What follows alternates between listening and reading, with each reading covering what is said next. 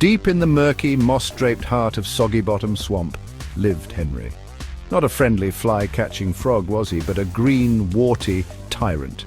Henry was rich, richer than any frog had the right to be. He owned the best lily pad, a majestic four-leafer, and he never hesitated to remind everyone of his wealth.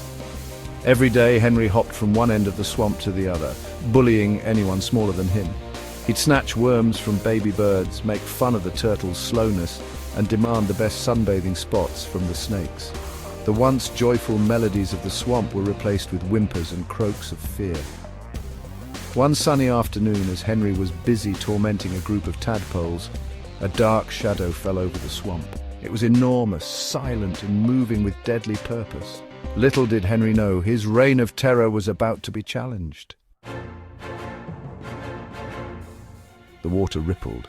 Bubbles rose from the depths. The shadow got closer, its true form now visible beneath the surface. It was an alligator. Not just any alligator, but a colossal beast with teeth as long as Henry's arm and eyes that glinted like yellow swamp gas. This was Big Al, and he was infamous for his appetite and short temper. He had smelled Henry's riches from miles away and had come to claim his due.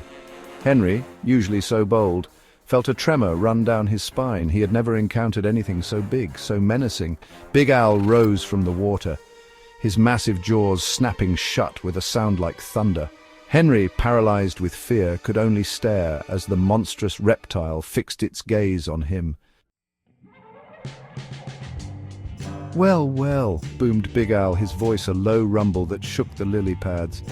"What do we have here? A little frog who thinks he owns the swamp." Henry, trembling, could barely squeak out an answer. He promised Big Al all his flies, his four-leaf clover lily pad, anything to escape those terrifying jaws. Big Al chuckled, a sound that sent shivers down Henry's spine. "I don't want your riches, little frog," he said, "but I do believe in teaching bullies a lesson." He leaned closer, his hot breath making Henry's skin crawl. "From now on, you will be kind. You will help others. Or else..." Henry, desperate to save his own skin, readily agreed. He promised to change his ways, to be a better frog.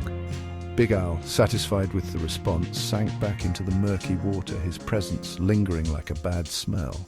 Henry, shaken to his core, knew he had been given a second chance. And change he did. Henry, once the scourge of Soggy Bottom Swamp, became a model citizen. He helped the baby turtles cross the logs, shared his flies with the hungry dragonflies, and even complimented the snakes on their shiny scales. The swamp, freed from Henry's tyranny, rejoiced. Songs filled the air once more and laughter echoed amongst the reeds. Life was good, peaceful, until one day it happened. Henry was sunning himself on a lily pad, feeling quite pleased with his reformed self, when a small voice interrupted his reverie. It was Cecil, the swamp's smallest crawfish, looking up at him with wide, innocent eyes.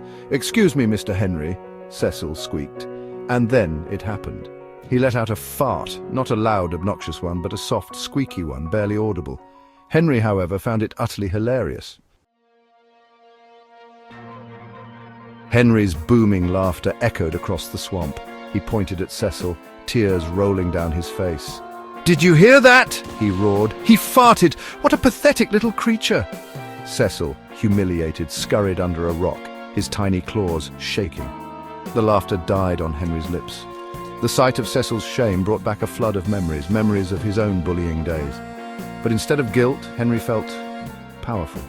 He had forgotten how good it felt to be feared, to be in control. The old Henry, the bully, the tyrant, began to resurface.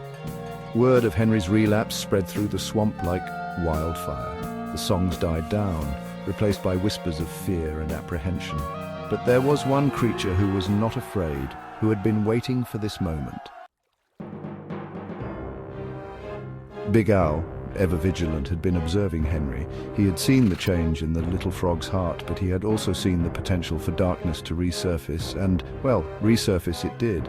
Big Al knew he had to act. He wasn't going to allow Henry to terrorize the swamp again. As Henry puffed up his chest, ready to resume his reign of terror, a familiar shadow loomed over him. Big Al emerged from the water, his yellow eyes burning with quiet fury. "I gave you a chance, Henry," he rumbled, his voice sending a shiver down the spines of every creature within earshot. Henry, momentarily stunned, tried to bluster his way out. "It's not what it looks like, Al," he croaked, his voice trembling. "It was just a joke. Right, everyone?" But no one dared to speak. They had learned their lesson. Big Al was not amused. He had given Henry a chance, and the little frog had squandered it. There would be no more chances. With a swift snap of his jaws, Big Al snatched Henry off the lily pad. Henry let out a startled croak. Then everything went dark. The swamp fell silent. Everyone watched as Big Al disappeared beneath the murky water, taking with him the memory of Henry's tyranny. There was a collective sigh of relief, a sense of justice served. Henry the evil frog was no more.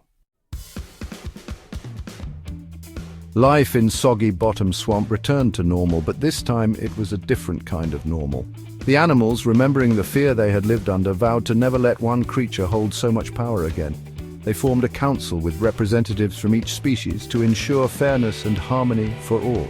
Cecil the crawfish, once the target of Henry's ridicule, became a symbol of courage and resilience. He learned that even the smallest creature could have a big impact. And so Soggy Bottom Swamp thrived. Not because of a bully's iron fist, but because of the collective kindness and cooperation of its inhabitants. Big Al, true to his word, taught Henry a final lesson. He didn't devour the frog entirely. Instead, he carefully preserved Henry's bones, using swamp mud and moss, creating a life-sized statue. This statue, a stark reminder of the dangers of greed and bullying, stood at the edge of the swamp, a warning to any creature who dared to disrupt the peace. And as the seasons changed and new creatures were born, the story of Henry the evil frog was passed down, a cautionary tale about the importance of kindness, the power of forgiveness, and the very real consequences of choosing to be a bully.